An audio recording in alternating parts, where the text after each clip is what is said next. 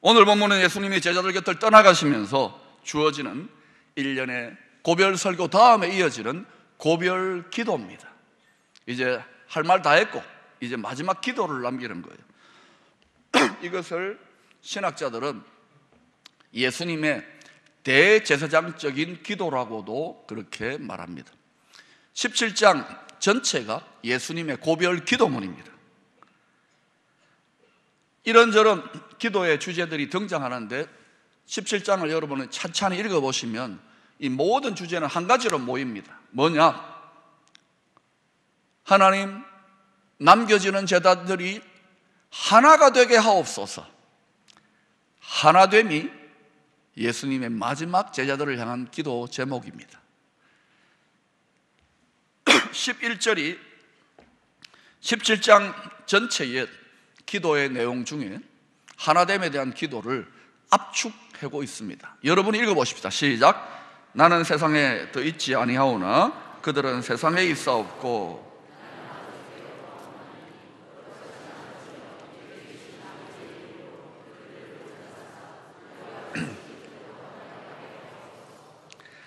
여러분이 지금 예수님의 입장이었다면 여러분은 과연 제자들을 위해 어떤 기도를 했을까요? 능력을 주십시오.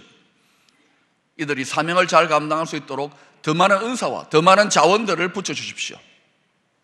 형통하게 하옵소서, 강건하게 하옵소서, 풍요를 주시옵소서, 사명을 잘 감당하게 하옵소서. 이런 기도를 하시지 않았습니다. 가장 지혜로우신 하나님, 모든 역사를 완전하게 꿰뚫고 계시는 성자 하나님께서는 제자들을 향하여 우리와 같이 이들도 하나가 되게 하옵소서, 하나됨의 기도를 하셨어요. 이제 곧 예수님은 십자가에 죽으시고 부활하셨다가 승천하셔서 약속대로 보혜사 성령님을 보내주십니다.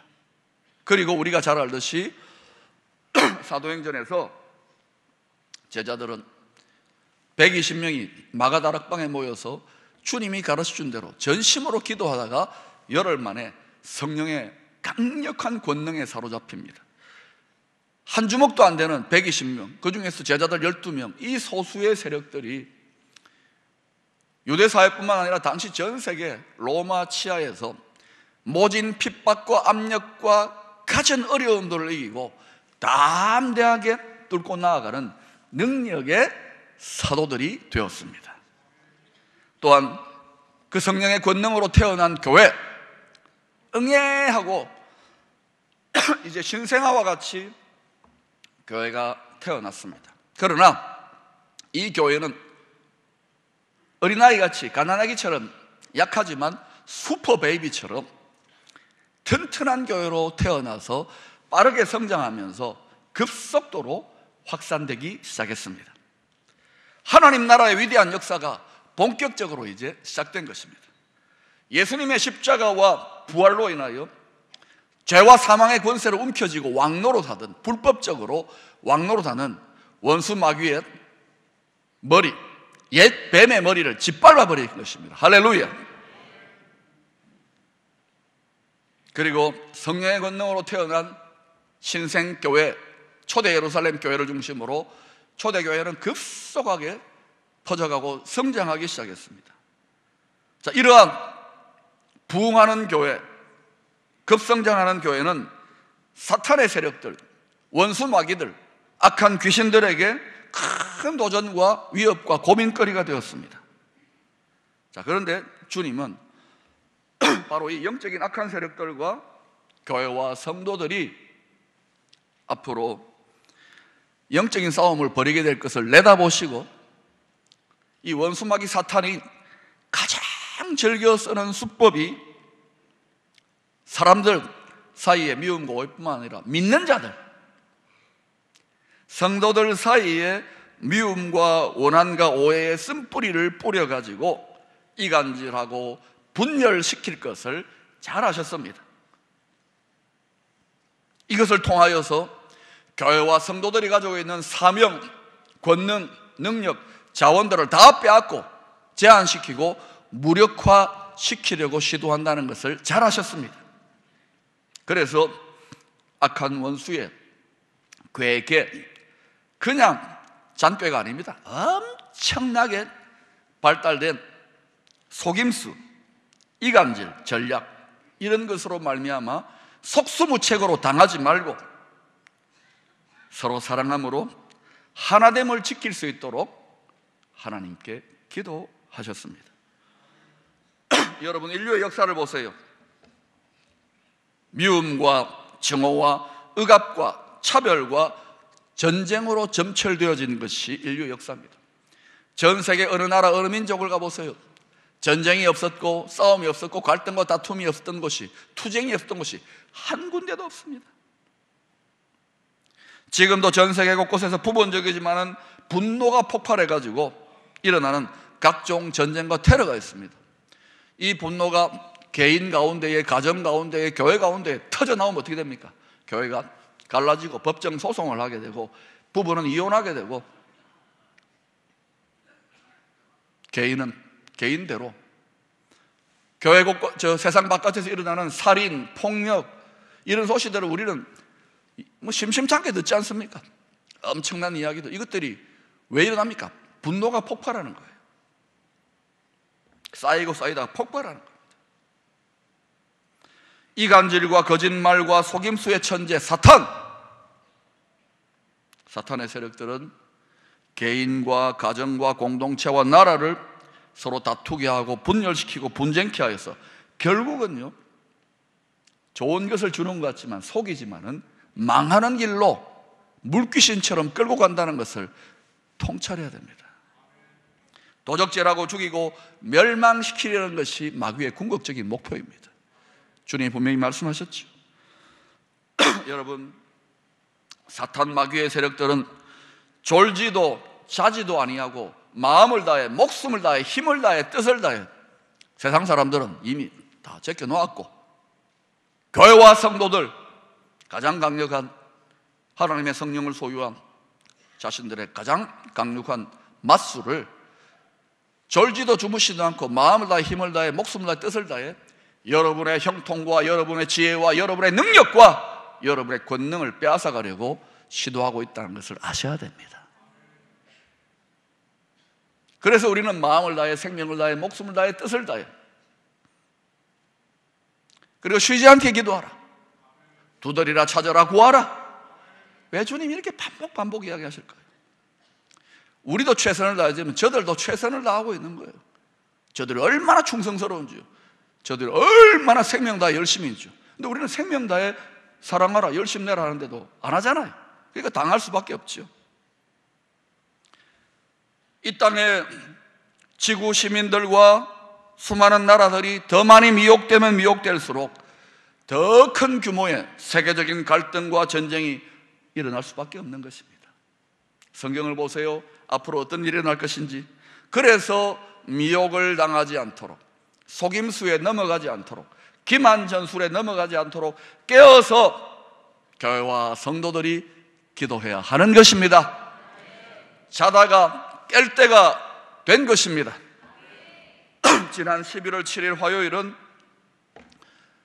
레닌에 의하여 주도되어진 러시아 볼셰비키 혁명 100주년이 되는 날이었습니다.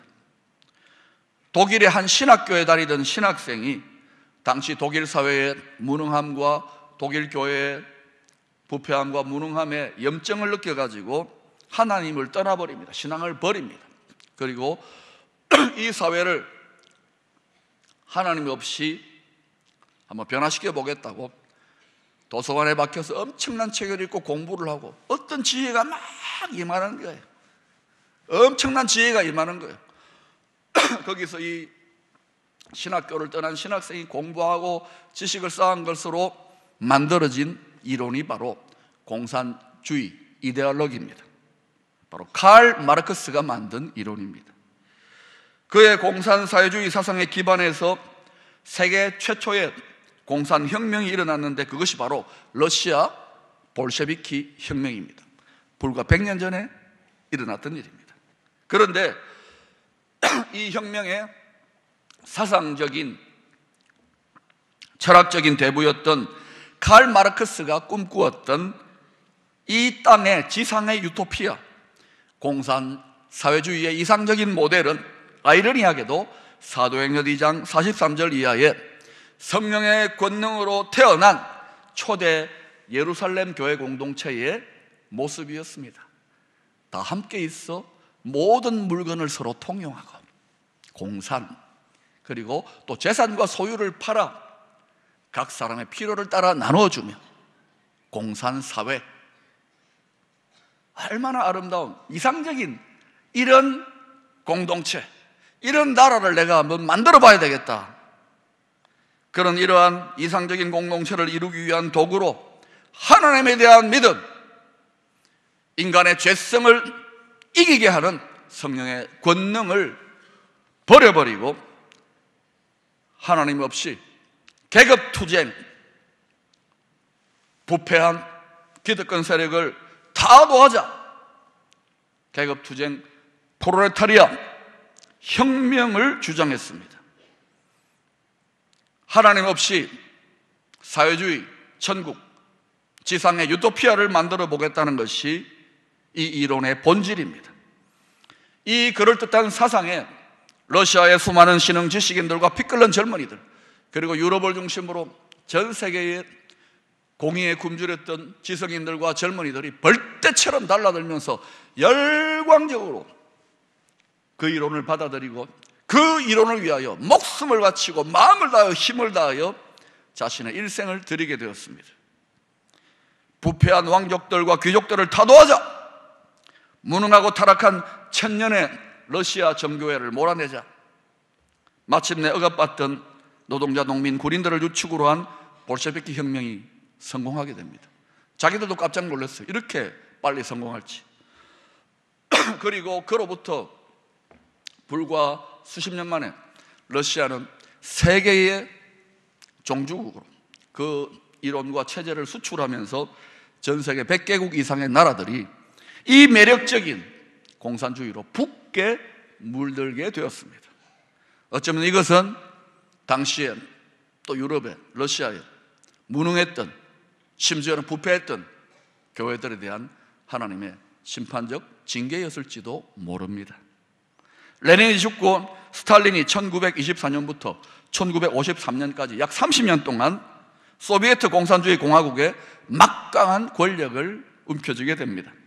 스탈린 역시 한때 러시아 정교회의 성직자가 되기를 꿈꾸었던 신학생으로 신실한 믿음을 버려버리고 공산주의 혁명 사상에 심취해서 열광적으로 그 투쟁의 대열에 들어서서 마침내 권력을 움켜쥐게 됩니다.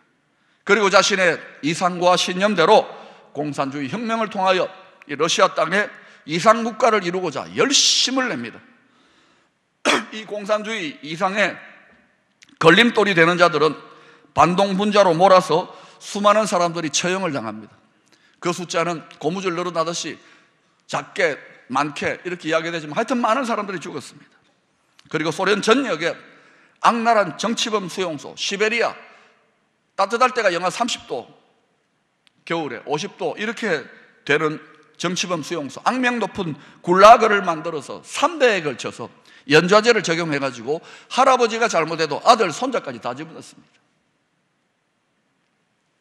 거기에 수많은 미성년자들이 조상 잘못 두었다는, 반동 조상 두었다는 그러한 것으로 영문도 모르고 갓난 애기들이 영하 30도, 50도 되는데 갇혀서 혹독하게 고통당했습니다. 또한 그가 다스리던 때에 세계적인 우크라이나 곡창지대가 싹 말라버리고 협동농장 제도가 실패함으로 말미암아 최소한 700만 명에서 800만 명 이상이 굶어 죽었습니다. 그리고 당시에 보고서를 보면 상상을 초월하는 많은 일들이 일어났습니다. 그럼에도 스탈린은 집권 기간 동안 만능의 천재, 빛나는 태양, 위대한 지도자 등으로 불리우며 사실상 하나님이 되어갔습니다. 어린애들은 태어나면은 스탈린 대원수 만세를 외치면서 시작을 해야 됩니다. 엄마, 아빠가 아닙니다. 스탈린은 공산주의를 전 세계로 전파하는 마치 기독교의 사도 바울처럼 위대한 지도자요 만민들의 영웅으로 추앙받았습니다. 이 고약한 영웅을 그대로 본받아서 모델로 삼았던 더 뛰어난 제자가 바로 지금도 인민들의 가슴 속에 영원토록 살아계시는 위대한 수령님입니다. 이 세상에 유토피아를 만들자, 이 땅에서 더 많은 사람들이 더 공평하게 더 잘 살게 해주겠다, 틀린 말이 아니죠. 말은 그럴듯합니다. 피가 끓게 만드는 꿈이요 비전입니다. 저도 그냥 따라가고 싶습니다. 그런데 그 방법이 부패한 세력들을 계급투쟁을 통해 정의의 심판을 내리고 철퇴를 내리면 더 좋은 세상이 온다. 그런데 문제는 하나님이 없습니다. 용서가 없습니다. 사랑이 없습니다. 오직 타도의 대상만이 있을 뿐입니다. 원수만이 있을 뿐입니다. 그들도 사랑하지요. 오직 이 이상을 위하여 생명 거는 자들끼리만 사랑합니다. 인간이 정의의 판단의 보좌에 올라서서 선악과를 따먹으로 말미암아 최고의 하나님의 보좌에 올라서 사람들을 damnation 심판을 해버립니다. 하나님도 없고 인간은 물질적인 존재이기 때문에 죽으면 끝장이야. 간단하게 파리복습처럼 사람이 죽어나갑니다. 결국 인간의 능력과 지혜로 이 땅의 지상의 낙원을 만들어 보려고 생명을 다하며 열심을 다했는데도 끔찍하게도 지옥을 끌어올리고 만 것은 아닌지. 이 과거의 지난 20세기의 100년의 역사를 여러분은 모르는 척하고 넘어가면 안 됩니다. 샅샅이 보아야 합니다. 좋은 말, 그럴듯한 사상, 가문이설의 뿌리가, 듣기 좋은 말들이 그 뿌리가 어디에 있는지 분별해야 됩니다. 물론 우리 자유 대한민국은 그런 사상에 휘둘릴 리가 없다고 저는 생각합니다만,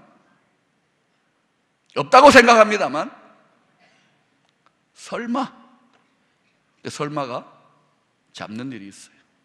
그래서 깨어 기도해야 되는 거예요. 1000만 성도와 1000만 하나님의 성령의 능력을 가진 성도들이 그저 안일과 자기 즐거움에 죄악 가운데 빠져서 맥을 못 추고 졸고 있다면 어떤 일이 일어날까요? 역사를 보세요. 역사를. 주님은 믿지 않는 세상 사람들만이 아니라 심지어 주님을 신실하게 따르기를 원하는 제자들, 교회조차도 사탄에게 미혹당하여 서로 원망하고 다투고 분열할 수 있다는 사실을 잘 아셨습니다. 오늘날 그런 일들이 전 세계 가운데 일어나고 있고, 우리 한국교회는 어떻습니까? 많은 세계 선교를 하고 1000만 그리스도인 6만 교회를 자랑하고 있는데, 교회 지도자들 더 깊이 교회를 들여다보는 분들은 어떻습니까? 주님께서는 그저 하나 되라고 기도만 하신 것이 아닙니다. 주님께서 십자가를 지신 것은 무엇입니까? 화평의 길, 막힌 담을 원수된 것을 허무시는 화목의 길, 하나됨의 길을 몸소 자신의 몸을 깨트려 보여주신 것입니다. 기도만 한 것이 아닙니다. 몸소 끝까지 순종하신 거예요. 여러분도 마찬가지입니다. 이 민족을 위하여 기도해야 됩니다. 뿐만 아니라 여러분의 육적 자아를 깨뜨려서 자기 십자가를 지고 하나됨으로 사랑하는 자리로 나아갈 수 있기를 바랍니다. 여러분 마음에 아무런 원수도 없게 되기를 바랍니다. 모두 다 사랑할 수 있기를 바랍니다. 심지어 악한 이단들까지 눈물로 기도하며 회개할 수 있도록 기도해야 됩니다. 저쪽에 고통하는 사람들, 그쪽에 뚱뚱한 친구까지 우리가 가슴을 품고 예수 믿고 천국 가고 구원받아라고 축복해야 됩니다. 그들이 받지 못하면 그 축복이 우리에게 돌아오게 될 것입니다. 요한복음 13장 35절에서 주님은 이런 말씀을 하셨습니다. 너희가 서로 사랑하면 이로써 사람이 너희가 내 제자인 줄 알리라. 점점 이 지역사회에서 주목합니다. 우리가 해야 될 게 뭡니까? 나가서 복음 전하고 난리법석 떨 일이 아닙니다. 우리가 서로 사랑만 하면 사람들이 다 합니다. 말 안 해도 다 합니다. 여러분 전도하고 하지 마세요. 사랑만 하면 스스로 집사님들이 다 오게 되어 있습니다. 할렐루야. 지난 11월 8일 트럼프 미국 대통령이 대한민국 국회에서 동맹국의 대통령으로 연설을 했습니다. 물론 참모가 여러 측근들과 특별히 한국인 1.5세 2세들 또는 한국 사람 학자들의 자문을 받아가지고 썼겠지요. 그러나 제가 그 전문을 읽어보면서 이야, 이거 정말 명연설문이다. 어떻게 한국의 건설사를 이렇게 꿰뚫고 있나. 뿐만 아니라 거기에 별로 마음에 안 드는 좌충우돌하는 미국 대통령이 발언했지만, 그러나 거기에 하나님이 저와 한국교회에 주시는 음성이 담겨 있는 것 같은 생각이 들었어요. 여러분, 제가 지금 미국을 옹호하거나 친미를 옹호하는 게 아닙니다. 누구도 자기 나라의 이익을 위하여 열심을 내는 것이 세계 질서, 정치 질서의 냉엄한 현실입니다. 알겠습니까? 그러나 여러분, 그 미국 대통령의 마지막 연설 부분에 이런 표현이 나옵니다. 잘 들어보세요. 우리는 함께 자유로운 하나의 한국, 이익 없지요? 안전한 한반도, 다른 생각이 없지요? 가족의 재회를 꿈꿉니다. 우리는 남북을 잇는 고속도로, 가족들과의 만남, 핵악몽은 가고 아름다운 평화 약속의 오는 나라를 꿈꿉니다. 한국인들이 한반도에서 이룩한 것은 한국의 승리 그 이상입니다. 인류의 정신을 믿는 모든 국가들에게 승리입니다. 우리가 바라는 것은 곧 여러분들의 북한 형제 자매들이 하나님의 뜻한 인생을 충만히 누리는 것입니다. 우리가 바라는 것은 여러분의 북한의 형제 자매들이 하나님이 뜻하는 인생을 충만히 누리는 것입니다. 우리는 방심하지 않을 것이며 모든 한국민들이 자유롭게 살 그 나라를 위해 기도할 것입니다. 하나님께서 여러분들과 한국 국민들과 미국을 축복하시기를 기원합니다. 여러분, 이 고달픈 세상과 복잡한 국제정치 질서 속에서 우리가 살아가야 될 영광의 길이 어딘지 아십니까? 아메리카 퍼스트가 아닙니다, 여러분. 대한민국 퍼스트가 아닙니다. 재팬 이치방이 아닙니다. 중국, 중화 이게 이치방이 아닙니다. 중국은 뭐라는지 모르겠습니다. 하여튼 그래. 그것은 어느 나라, 어느 민족, 어느 가정, 어느 교회, 어느 개인이든지 간에 하나님의 나라와 하나님의 뜻을 퍼스트로 삼을 때에 반드시 하나님께서 영광스럽게 이 고달픈 죄악 많은 세상 속에 복의 근원으로 들어서신다는 것을 믿으시기를 바랍니다. 너희는 먼저 그의 나라와 그의 의를 구하라. 그리하면 이 모든 것을 더하여 주시리라. 할렐루야. 이것은 개인에게 교회에만 주시는 약속이 아닙니다. 모든 열방의 민족과 나라들에게, 모든 위정자들에게 주시는 전능하신 하나님의 약속의 말씀인 줄로 압니다. 그럴듯한 미사여구 번지르한 꿈과 비전이 제시된다 하더라도 거기에 진정으로 이 역사를 영광의 길로 인도할 수 있는 능력의 하나님이 배제된다면 그것은 결국은 위험한 길이 될 수 있다는 것을 기억하십시오. 그래서 하나님이 다스리시는 하나님의 영광의 역사가 열리기를 우리는 생명 다해 기도하고, 서로 주님이 기도하신 것처럼 하나됨으로, 원수까지도 하나됨으로 여러분의 가정에서, 먼저 교회에서 이 아름다운 역사가 시작될 때에 우리는 이 고달픈 민족과 열방을 축복하는 복의 근원이 될 줄로 믿습니다.